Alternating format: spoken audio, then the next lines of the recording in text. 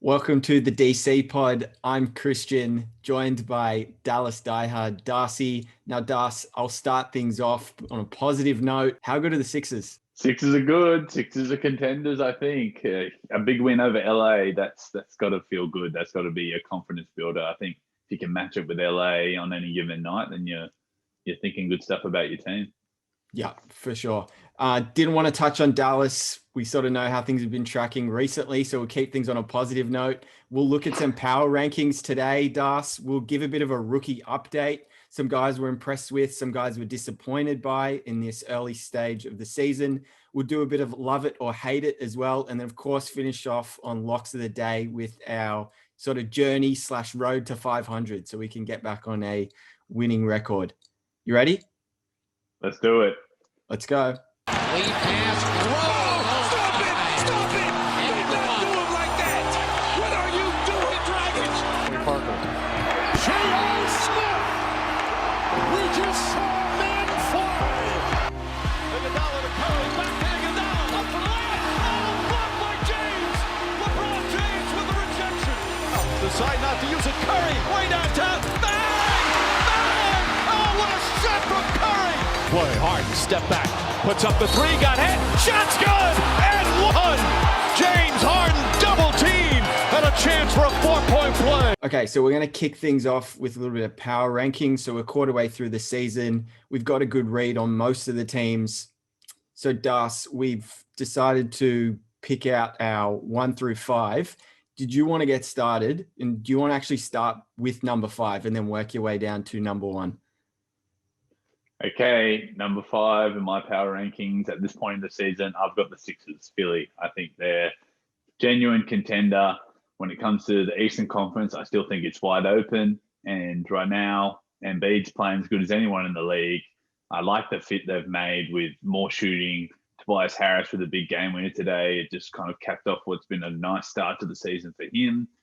And having pretty much the whole team back in the fold right now. And Ben Simmons, despite all the chatter that continues about his shooting, put up another triple-double today. He's doing big things. I think they've got as good a chance as anyone coming out of the East. So they're my top 5. They're number 5 in my power ranking.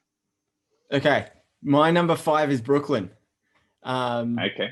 So I'm basing this effectively off what we haven't seen.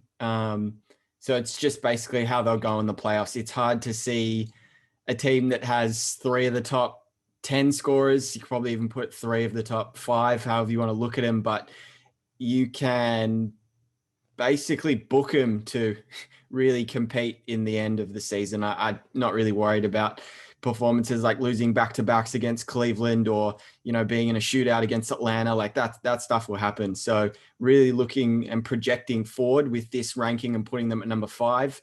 And I think the only potential concern is, okay, maybe Harden hasn't done it when it's, most needed, but you've got 2 other guys who have both won championships in KD and Kyrie who have proven they can, really perform on the biggest stage. So even if Harden does falter again, you've got KD and Kyrie there to pick up the slack. So Brooklyn for me at number 5. How about you for number 4?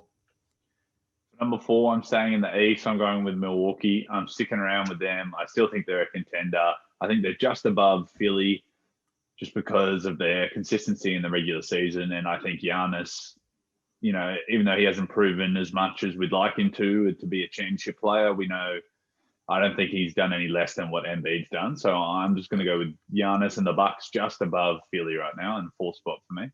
Okay. I don't even have Milwaukee in my top 5 at the moment. Bold.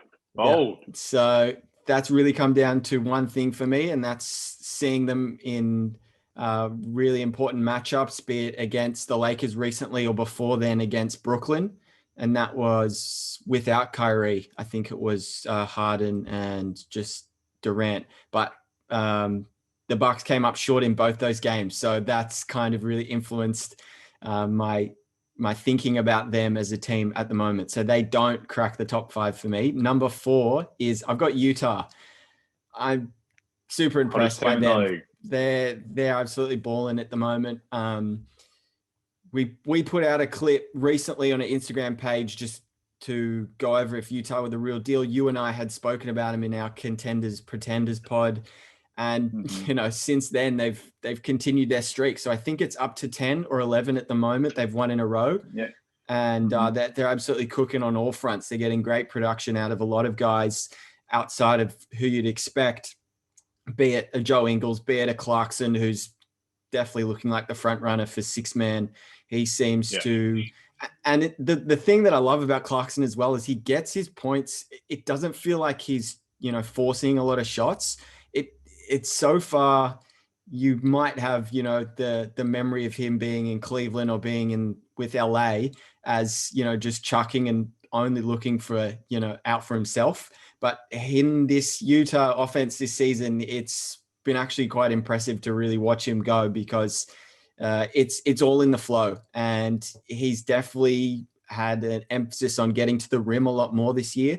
He's not forcing stupid step backs or really tough contested looks. He is always operating with an attack first mindset, and he's just letting shots come to him, especially from the outside. And you have those guys that can create, be it a Mike Conley in a pick and roll, be it a Joe Ingles in a pick and roll, be it Donovan Mitchell in isolation, that if you're just smart enough and make sure you move without the ball, you'll get good open looks. So a lot to like about this Utah team. They have picked up some big wins. They've beaten the Denver team, who've played really well. They obviously took care of business against Dallas.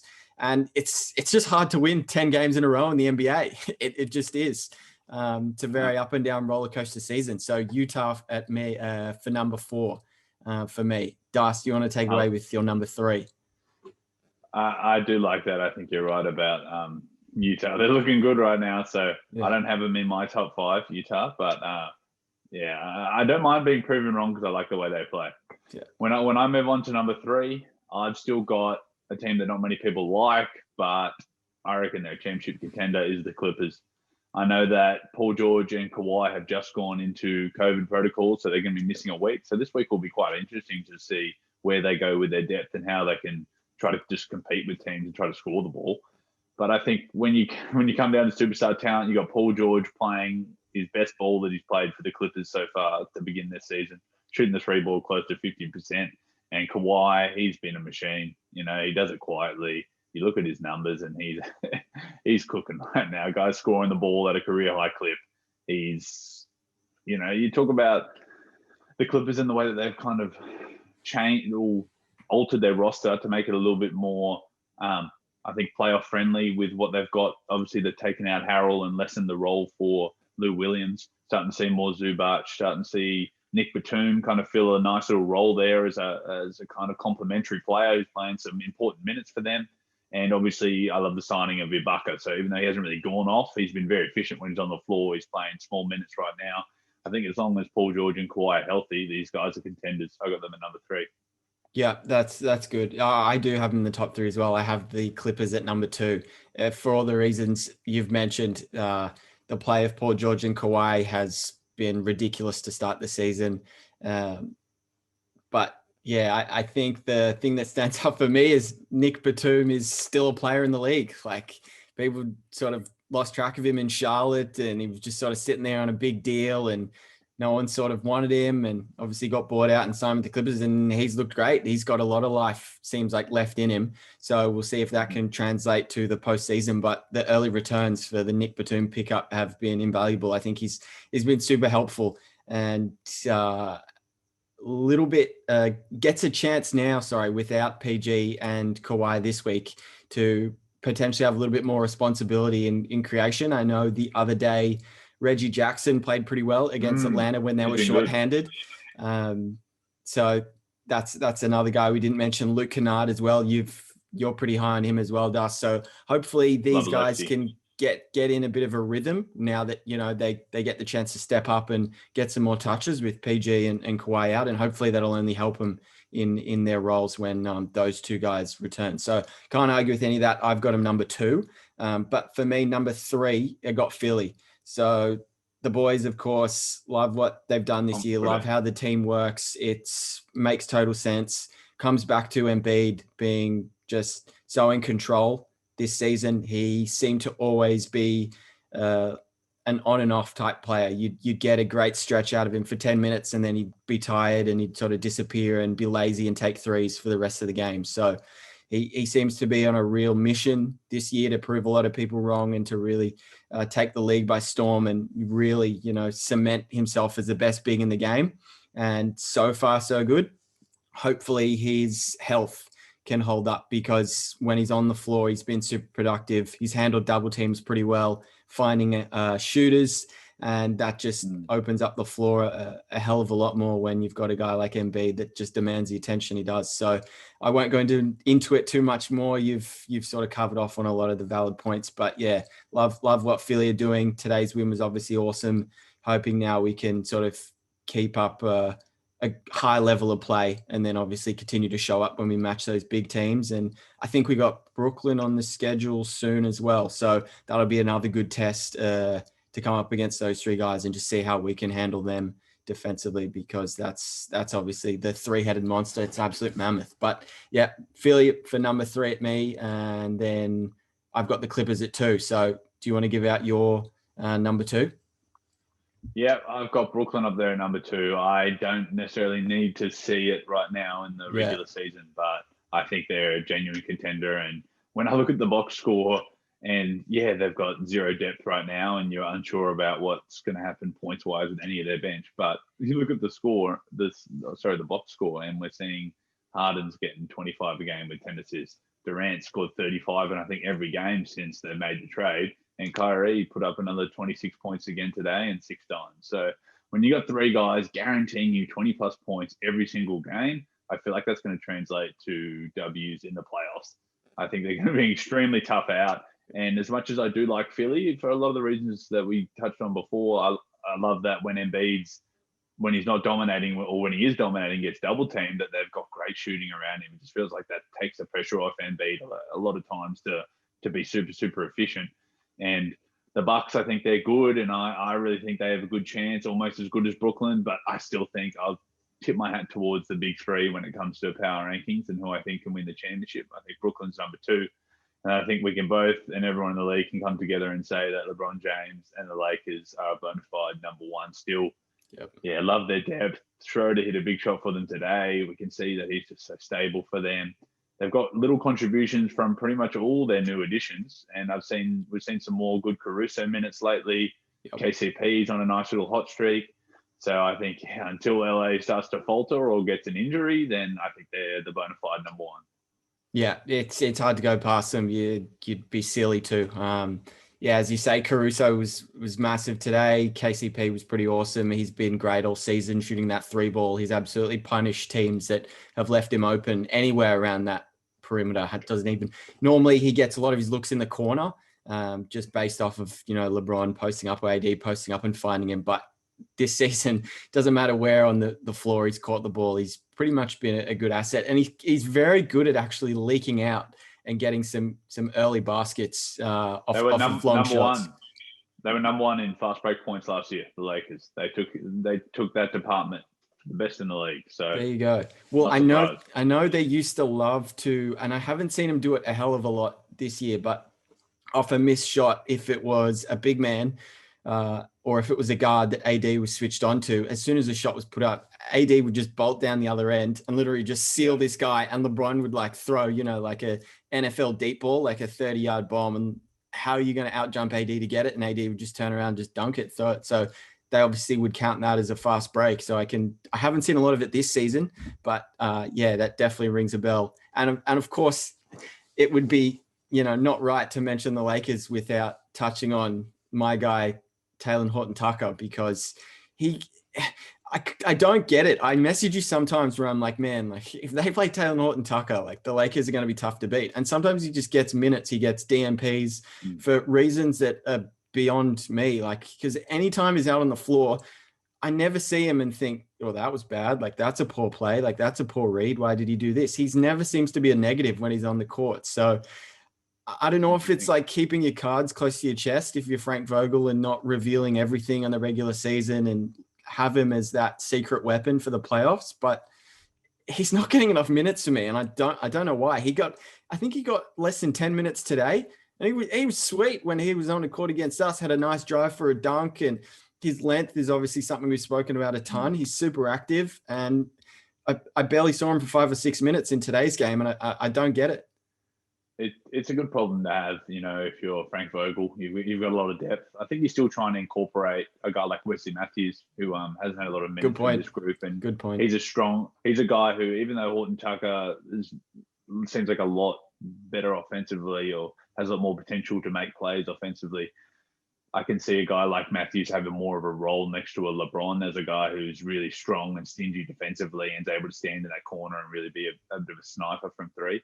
Yeah. So I think he's still working with his rotation, and we know what it's like in the NBA. Throughout a 72-game season, there's going to be periods where the depth looks different, and there's going to be a run of a week or so or a week or two where Taylor Horton-Tucker all of a sudden is going to get a lot of minutes. So he just has to be ready, and as he continues to put up good performances, he'll get rewarded with more minutes. But let's not forget, this is the LeBron team. This is an AD team. So to think that you're going to come in and start shining on that team, we can even see a guy like Montrezl Harrell, who was putting up really good 6 Man of the Year numbers last year. He's been nice for them this year. I like what he's doing, but his minutes have gone down, and his touches are gone down, and that's just the factor of playing with a better team, playing with a superstar player like LeBron. Yeah, and Gasol barely gets any minutes as well. He was actually ridiculous today. He really showed off his passing. So that's something as well I haven't really mentioned about that Lakers dynamic that they've never sort of had is they have had it in the past. Obviously, Pau Gasol was an awesome passer, his brother. So to sort of have that back is pretty ridiculous, and it does definitely make him a scary proposition. It adds more value, I think, than 10, 15 minutes from McGee or Howard. I think definitely Gasol can get more guys involved. It's a better fit, I think. Yeah. And little tidbit for you gamblers out there, if you're ever bored, it's hard to get bored with a Lakers game, but Marc Gasol's points over under is always 4.5. And his under is paying $2. And he normally only gets like 2 or 3 shots a game. So it's 2 or 3 shots that really matter for your bet. And it's always very fun because you're always banking that, he misses. It always seems to be stuck on the perimeter and he just catches it and he fires up and you're just there praying to God that he misses because, if he misses that, he's probably not going to get many more looks. So you're in a pretty strong position to hit that bet. So if you're looking to have a punt and looking to include a leg in your multi, throw in the Marc Gasol over 4.5 points. That's always a pretty fun one just due to how low that amount is. Okay, so power rankings, that was good. Hit on them. We might do an update on those rankings later in the year, Das, once we've obviously seen some more play. Rookie update. So it's obviously been a quarter way through the season. Young guys. A lot of guys to actually talk about. When I went through and looked, I was like, man, there's quite a few guys you could actually pick out here. It's surprising class. They're really outperforming so far. Definitely. I know going into the draft, people talking about how weak it was in terms of, yes, it may not have been great top heavy in terms of the top 3 or top 5, but just overall, I think the depth is much better than previous years because there's certainly a lot we can talk about. But do you want to start off by picking out someone you've been impressed with? Okay, well, I'll go with my rookie of the year so far. James Wiseman capped it off really nicely. His first little period of the season with a big game today at home against Minnesota. Yes, Towns was out, but Kerr actually made a little change up in the last couple of games and decided to bring him off the bench for Looney. Yeah. Now, we know that Looney's been a reliable guy for them, but you certainly expect Wiseman to be a starter. So I kind of wanted to see, would Wiseman take that role off the bench and really thrive in it? And he did today. 26 points, 6 rebounds, 2 blocks on 9 of 14. And something was pretty special. He went 3 for 3 from deep. There's a plus 12 for the game in only 24 minutes. So 26 points, 6 boards, 2 blocks in 24 minutes. That's production, that's efficiency, and that's what we've come to expect from him in the first couple of weeks of the season. I think for Wiseman, what I like about him and what I'm impressed with is obviously his size. You can't get many guys 7'2" in the draft like that. When you get an opportunity to draft someone who's one of the tallest guys in the league already, it's pretty special. And when you talk about size, you often think, okay, he's going to be big and slow. This guy's fast. He moves around the court real nicely, and he doesn't seem like a big-time injury-prone kind of player that many centers in the draft kind of look like. You think about a guy like Okongwu, who hasn't even really been able to get on the floor yet. And Wiseman doesn't really seem to have any injury problems at this stage. And I talked about 3 for 3 from deep. His shooting touch is nice. I think his shooting can get better, and that's a really promising sign. He's already showed that he can do that. That's quite impressive. And the big one is ability to block shots. He's already shown the ability to block shots in limited minutes. He's averaging 12, 6, and 1.5 blocks on 51% for the season. And that's only an average of 21 minutes a game. So he's going 2 of 3 at the free throw line, which could be a bit of concern. It's 61%. So teams might start to look at that and think, okay, maybe we can foul him a little bit more. And something that might be hurting his minutes is that he's averaging 3.3 fouls a game, which they get 6, so it's not that much, but center's obviously quite foul prone when you're contesting a lot of shots. He's averaging 1.6 turnovers, which isn't too bad. And as rookies tend to go, you normally think their shooting percentages tend to struggle a little bit in their rookie year, and they tend to turn over a little bit while they're adjusting to the speed of the game. I think it helps that he's in a really good fit, but overall he seems like a player who understands his role and understands, how to play the game and how to finish around the basket and how to play defense. So I'm really impressed with him so far. Not really a tough one to say, but yeah, I'm impressed with his game, and I think, it's his rookie of the year to lose at this stage. Yeah, well, it is funny, as you say, how he has such a nice shooting touch, yet 61% from the free throw line. So it's probably an area he wants to, if you can get up into the 70s, I think you would be doing much better, much more respectable. Side note, AD's shooting 74% from the free throw line. He's having like a horrendous year. I think AD shot like mid 80s for, free throw percentage, not only in his career, but last year as well. So anyway, a weird sort of year. But no, look, I'm on board with Wiseman. Obviously had money on him. Obviously picked him at the start of the year. I do really love his fit, particularly with Golden State. A lot of people though talking about, Halliburton and LaMelo still sort of being the front runners for it. So it'd be interesting to see over this next period if Wiseman will be getting more love. But it's really positive, as you say, to see how he reacted to being moved to the bench. I know there's been a lot of cries in Charlotte for LaMelo to be moved to the starting lineup. So it's certainly something you won't really hear out of Wiseman's camp or his side of things. But I think just quickly a LeVar Ball quote. I think he said something like Michael Jordan never came off the bench. So why is my son? Anyway, that guy will never change. He's always got something to say.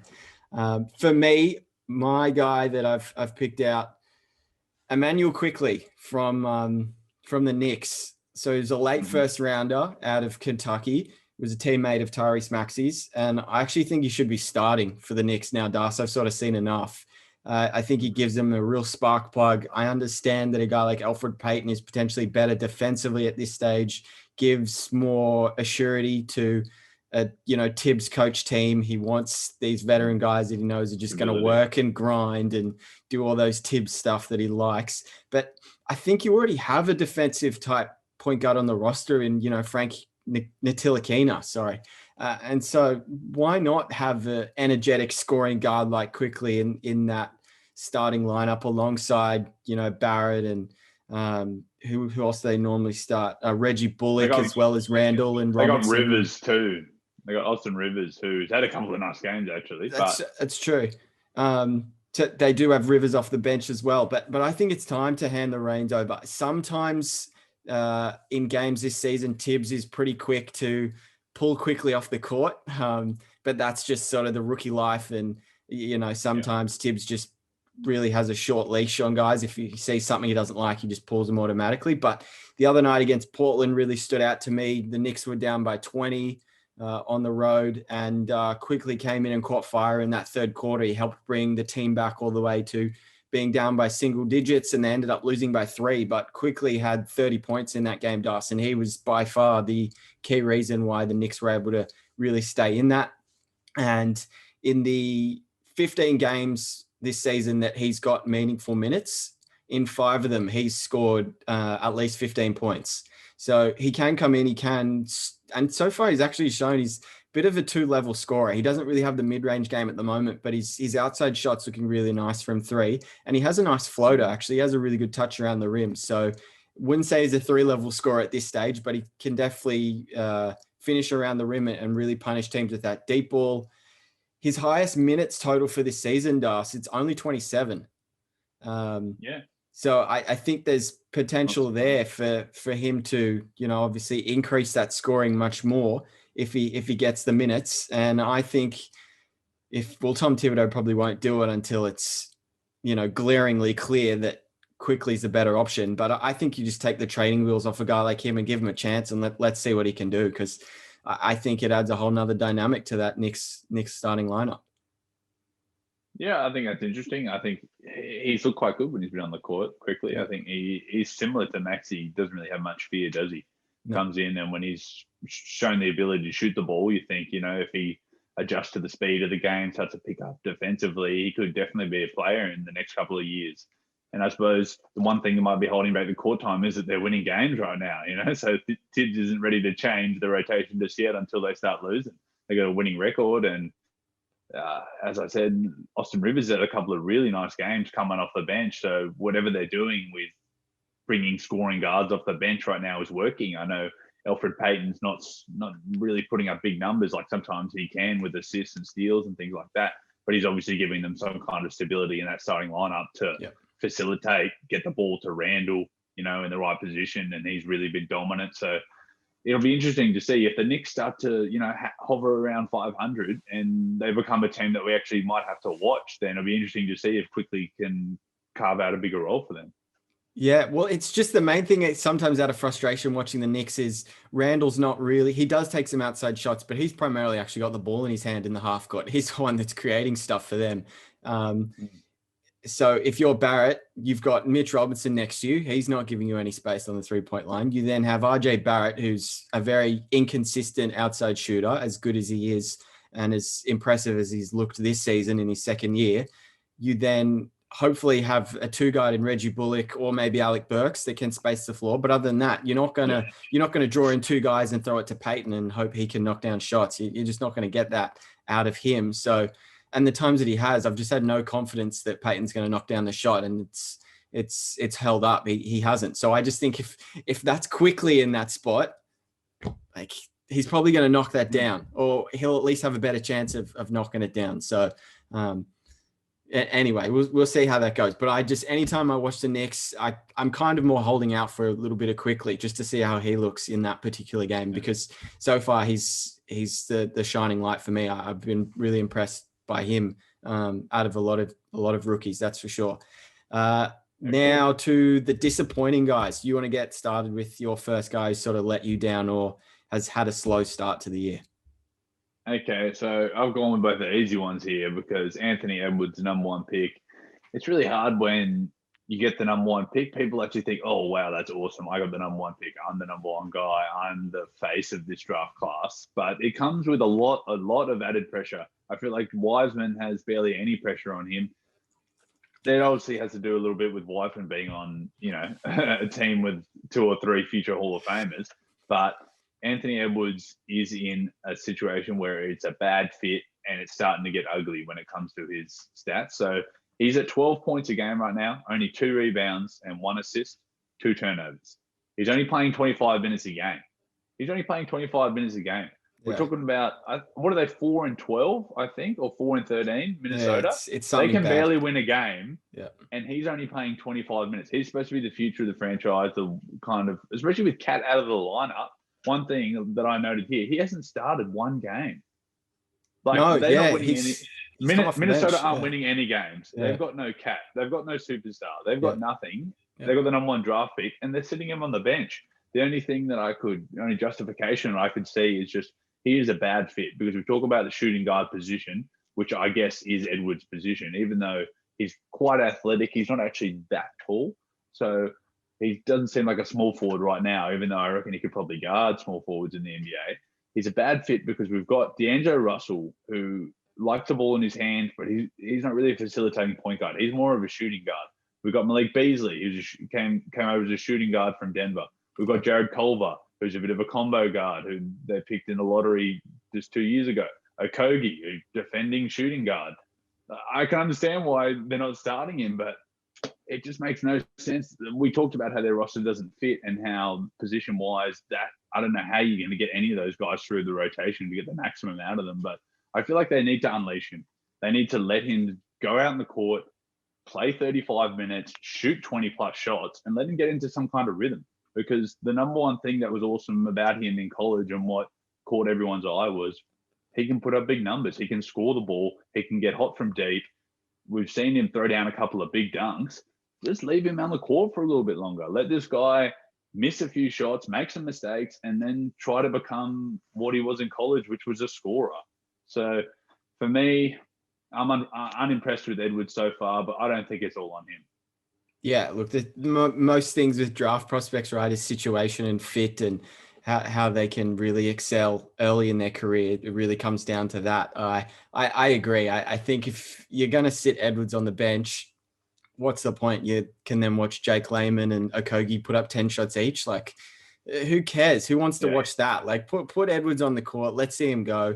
He did get a bit of extra run in today's game against the Warriors, and he looked okay in stretches. His outside shot was falling more than it normally has been this year, and there was a little bit of a rookie battle going on between him and Wiseman, both putting up 20 plus points. So I agree. Give me more of the same. Just unleash him, because what are you doing? You're not benching him because you guys are winning games, and similar to what you were saying with Quigley and the Knicks as to why he might not be getting much run over Peyton. Like, it's completely the different scenario with this Timberwolves team, and especially when, as you say, Cat and Russell are out. Like, what are we doing here? We don't need to see a ton of, like, as good as he's been, McLaughlin, that bald guy off the bench, when Rubio doesn't have the ball, it seems like he has the ball, and I'm like, what are we watching? Like Naz Reid and Vanderbilt and all these other guys. It's like, no, like Anthony Edwards is the guy that can become someone.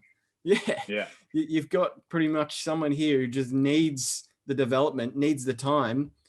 Now's the perfect stretch. Your two best guys are out.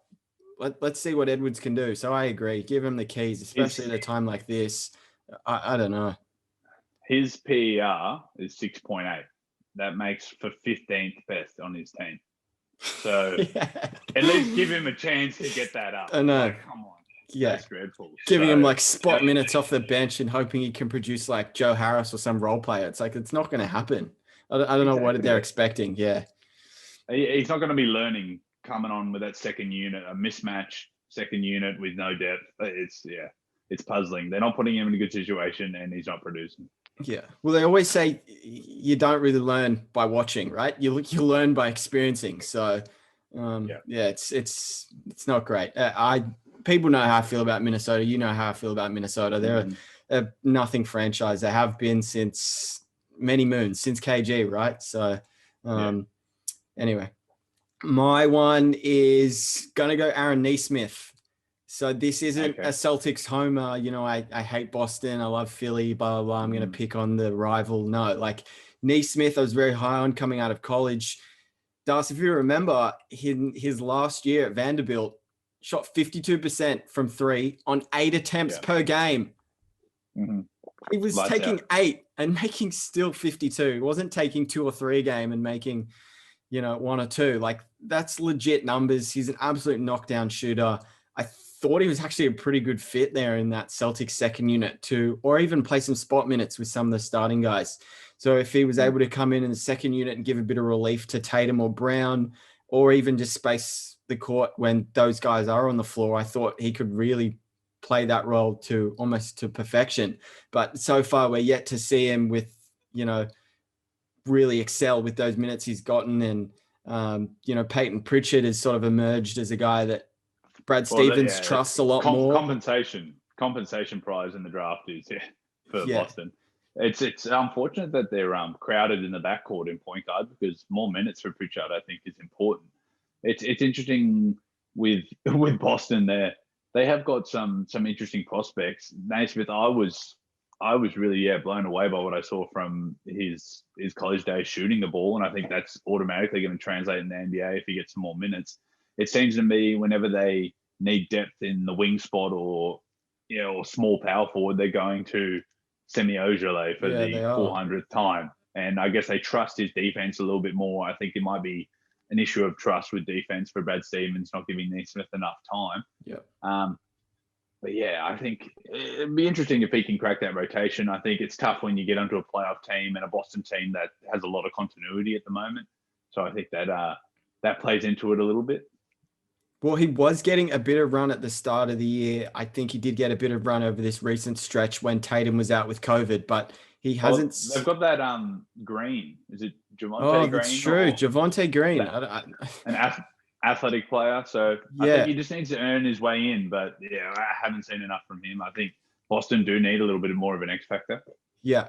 So sure, it may just be due to a lack of opportunity, but if he blew everyone away in the Celtics organization in, preseason games or anything like that, even in training, or the small bit of training camp they had, maybe he'd be getting minutes. So maybe it's just the fact that he's been a little bit of a letdown internally to them as well, and the fact that Pritchard has really shined, that he's been pushed down the depth chart a couple of spots there. So, and he's actually quite slim. He's a very slim build. So it's a very valid point that you say Brad Stevens trusts a guy like Semi Ojeleye, because say what you want about Ojale's shooting, he's built. He's got a man's body. He's built like a ton of bricks. So if Semi spent a little bit less time in the gym and more time on the court putting up some threes, he'd probably be more of an asset to that team. But yeah, I think it is a matter of lack of opportunity. He is shooting mid-30s from three at the moment in his sort of small sample that he's gotten. But yeah, I definitely think that if he's given a little bit more opportunity, he can be in the 40s quite comfortably, because we've seen in college just how lethal he can be from deep. So you don't really just lose your jumper for no reason, unless you're Markelle Fultz. But for most other guys, you don't really lose that jump shot. Like it's most likely going to translate to the league. So be interesting to see how he goes in.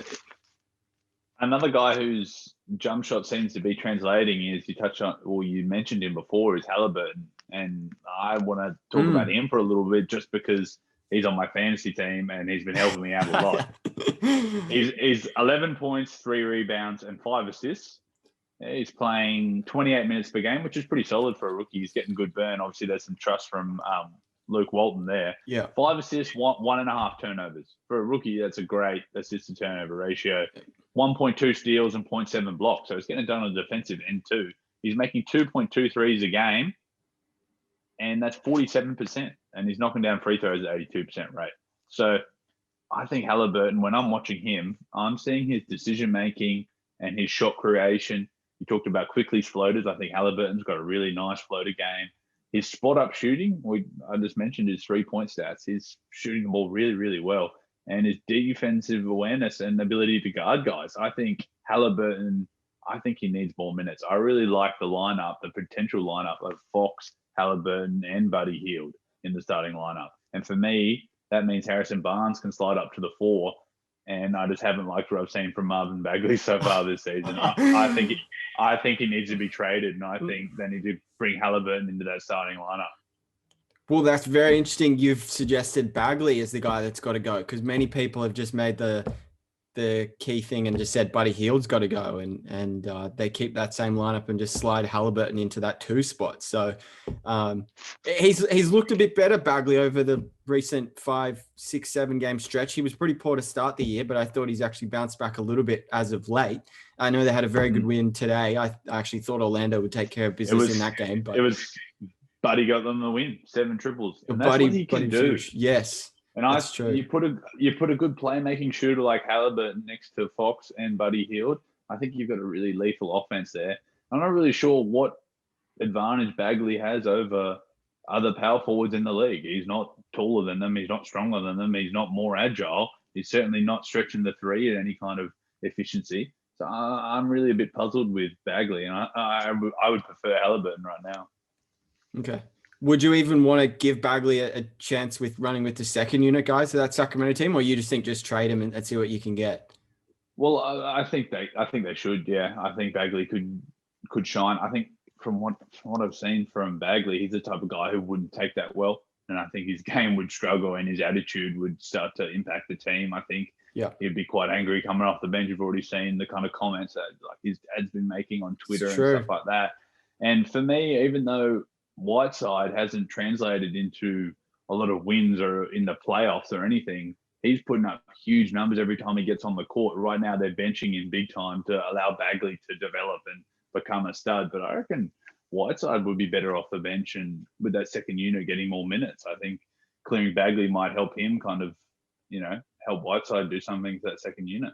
Yeah, and a guy we haven't seen that could potentially slide into that fourth spot anyway if there's no Barnes is, Bielica.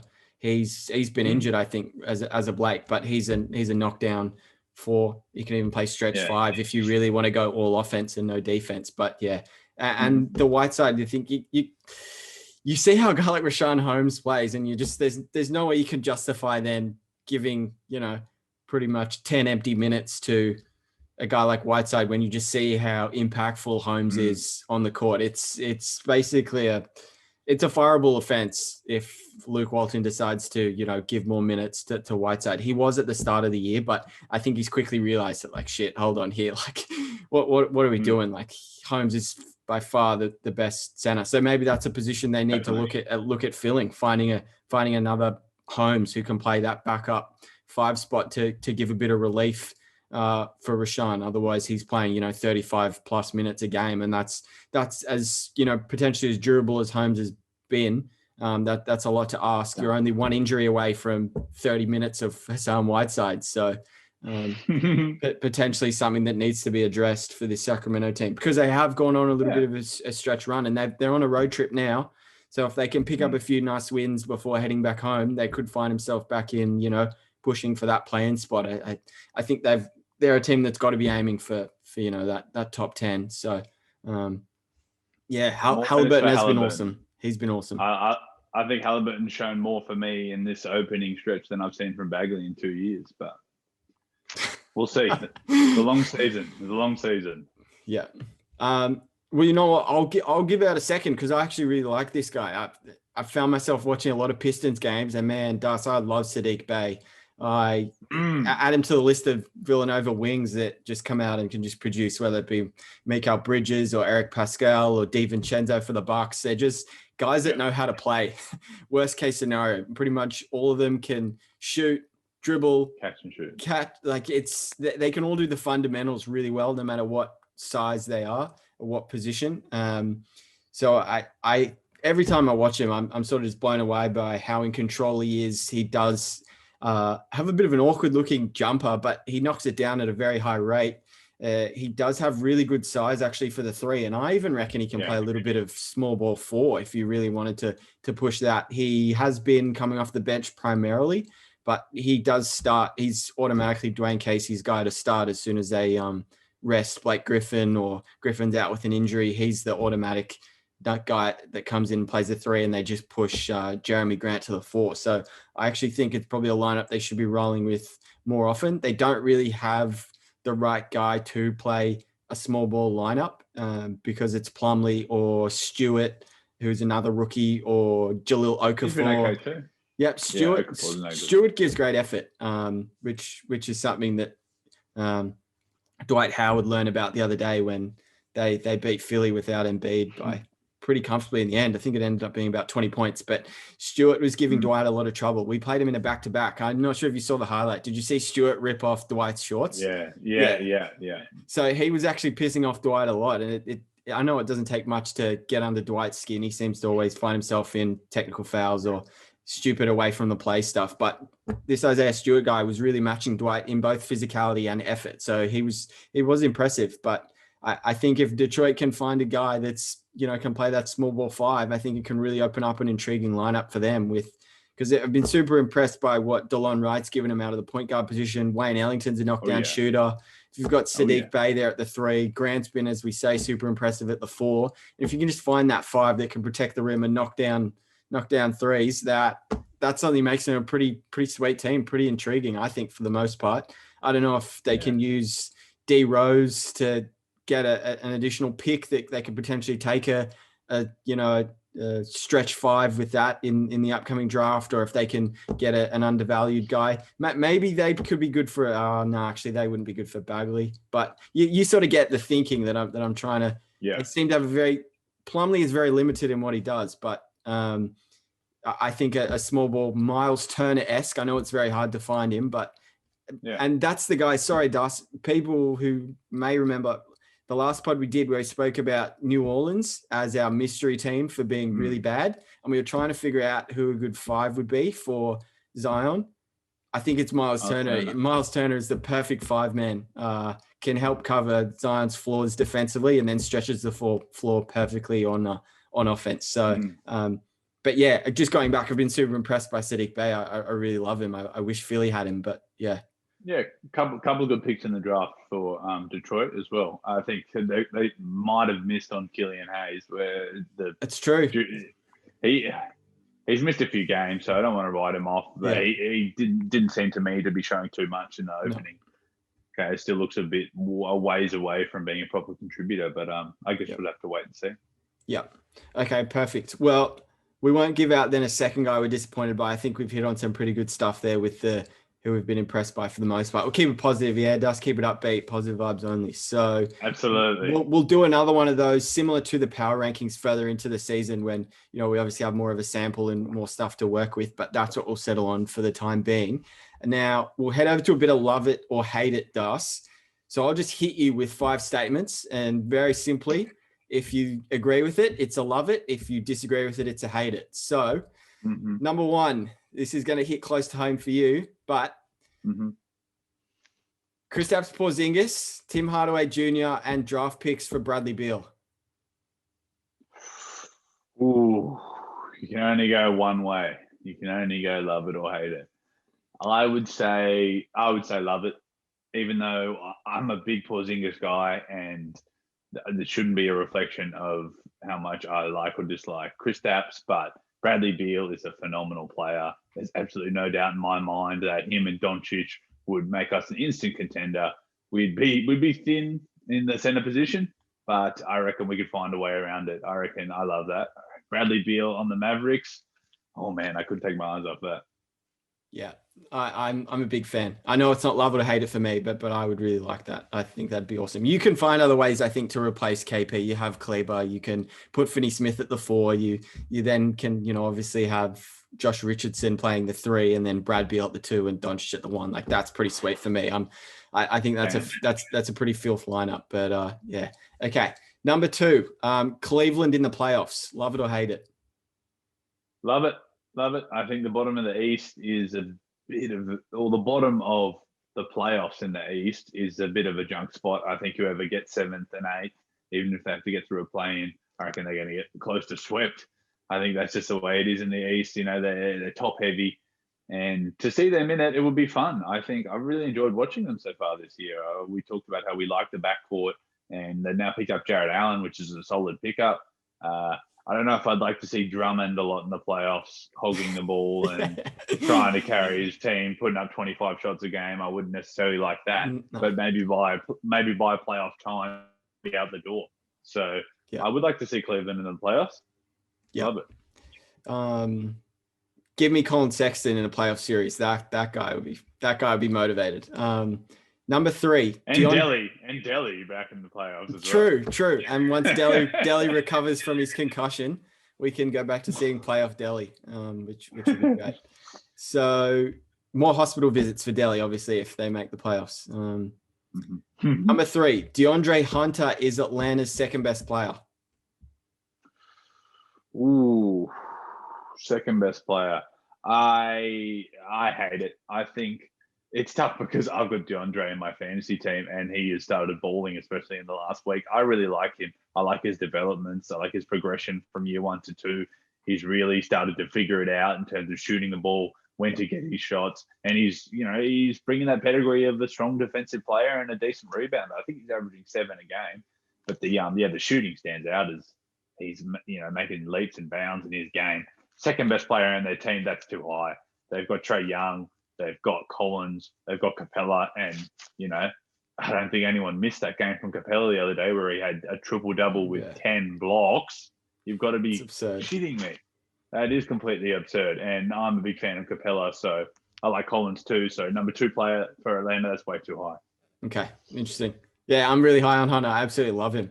And interesting enough, Das, I'll try and keep this short, but I always thought coming into this season that Rondo would be the guy that would come on and really carry a lot of the load with the ball when Trae Young was not on the court. But so far, it's actually been a lot of DeAndre Hunter. Hunter is that guy that goes out at about the 4 or 5 minute mark of the first quarter, and he comes back in and normally subs out Trae Young at the end of that first quarter. So it's normally Hunter that's had a bit of responsibility running the show for Atlanta when Trae Young's not been on the court.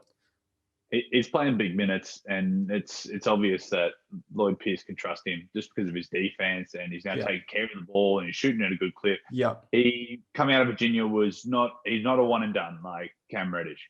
He did a couple of years at Virginia. He obviously has got a bit of a pedigree in his game, and he's looking to be a bit more solid. Reddish has been more erratic, and it's definite that he's kind of put that to bed in terms of who could be starting. He's definitely a bona fide starter right now in the league. So, yeah, he's an interesting player, Hunter. I really like him. What you said about Rondo, I think when he gets down to those clutch moments, if they're in a play-in or if they make it to the playoffs in that first round, you will see definitely some reliance on him running the offense. I think similar to the Lakers, we didn't really think here or there about Rondo's influence until we got to see him in the playoffs. So if he's fit, then that's where we'll see it, I think. That's true. Playoff Rondo for sure. Number 4, Phoenix will be in the play-in game. Hate it. I think they've got a long way to go. I think they can go up and up and up. I reckon they'll be 7th seed or better pretty much 100%. We talked about how we like them offensively, and they had a bit of a slip up today, and CP3 even came out and said that he didn't think that they were playing 48 minutes. He thought they were playing in spurts really well and then really letting down in those opposite times.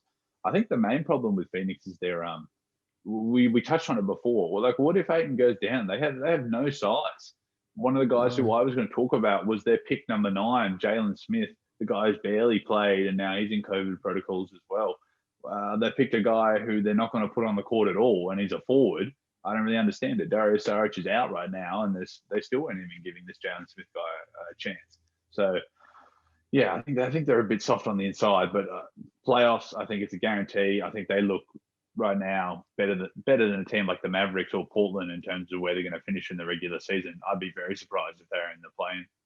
Yeah. Okay. Fair. I guess that was a little bit of reaction off of losing the back-to-back against Denver. That was tough to lose both those games, and then they had that one.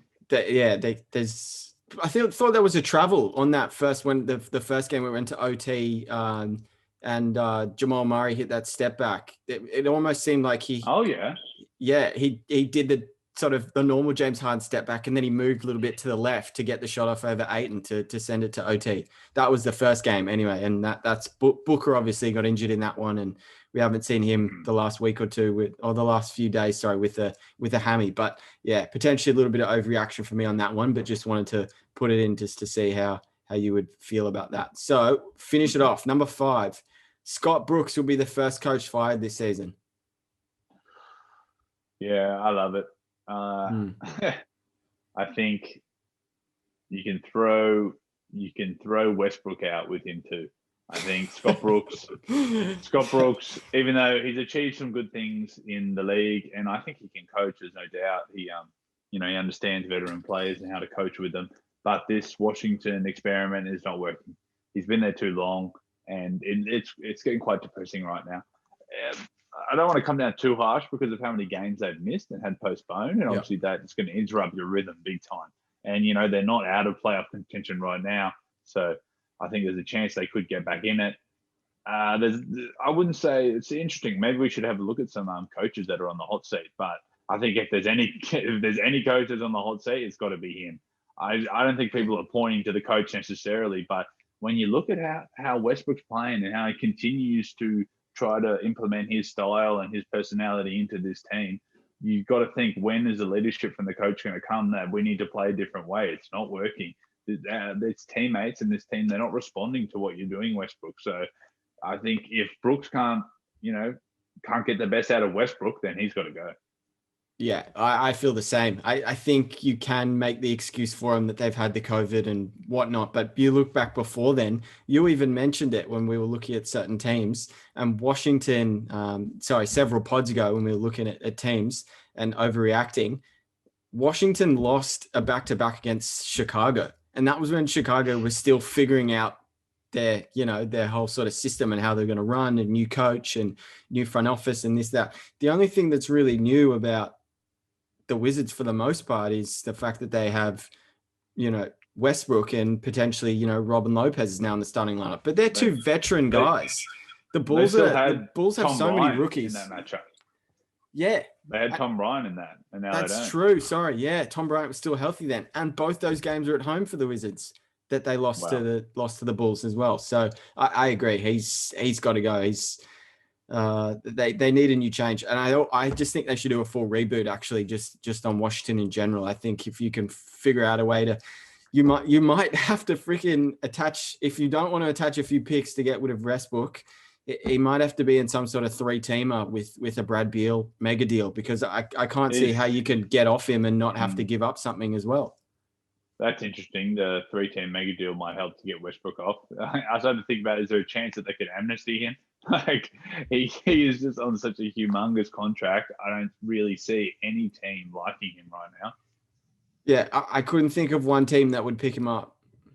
That thinks that. I'm sure there would be a team that would pick him up, but just what is he? 3 years removed from MVP, and it's tough. It's real tough right now. Yeah.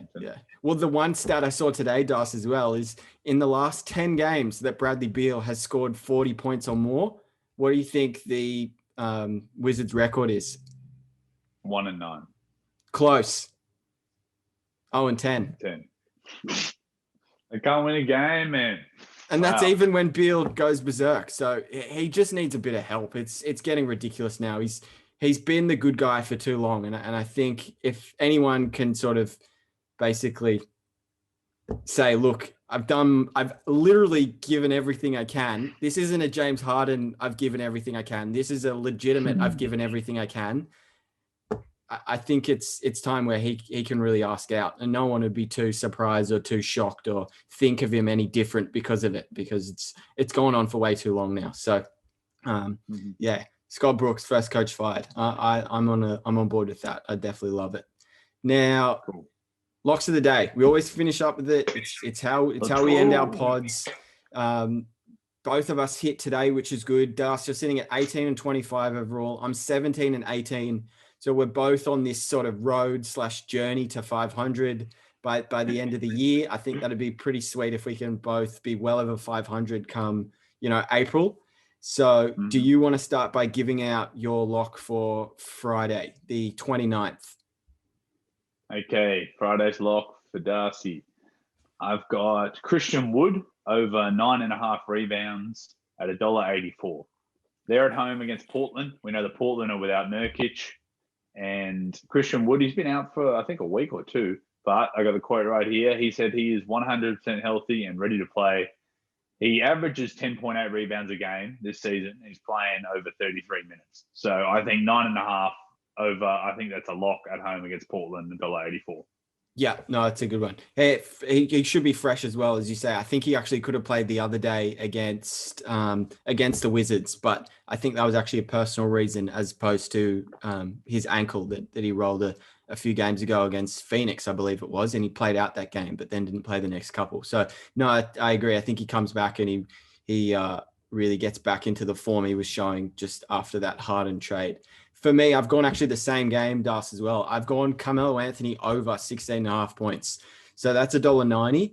I am banking that Covington is still ruled out with that concussion. Covington missed the last game where they faced OKC, and Melo was very much needed in that game, even though OKC actually ended up winning that. Melo ended up with 24 points. He took 21 shots though to get it, which is the key thing for me.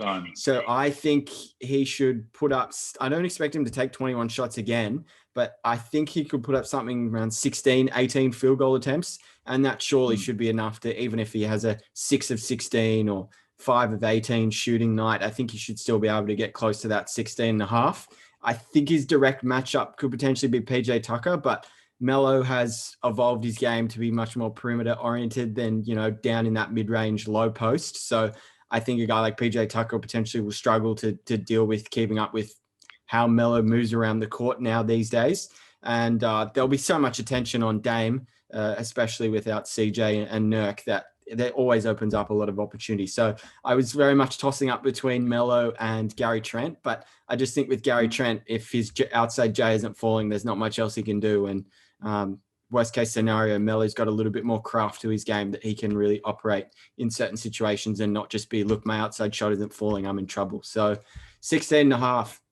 Give me that. And I even think, actually, just on a side note, Portland at $2.50 for tomorrow as outsiders to win the game are actually pretty good shout to me. It doesn't really make much sense. Houston haven't impressed me that much. I think it's a little bit of a letdown game for a couple of guys, including John Wall. He's always fired up to, beat the Wizards. And so it'll be a bit of a letdown to play Portland. I know, obviously, as you just mentioned, Wood's back, but I think the game means a lot more to the Blazers. They nearly blew that New York game. They lost to OKC at home. Road trips are normally when guys come together anyway. I know it's COVID time, so you can't be bonding as much as you used to, but Lillard loves bringing the group together on a road trip.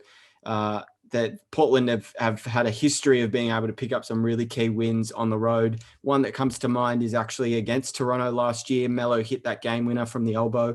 If you remember it, just sort of the one dribble in from the 3-point line, knocked it down. So I actually really do like the Blazers to at least cover the spread. I think it's 4.5, so plus 4.5. So I think you're getting pretty good value there. But I think to even win outright, that's a pretty good shout. But sorry, we'll come back to it. It's Melo 16.5, but I'm high on Portland for tomorrow.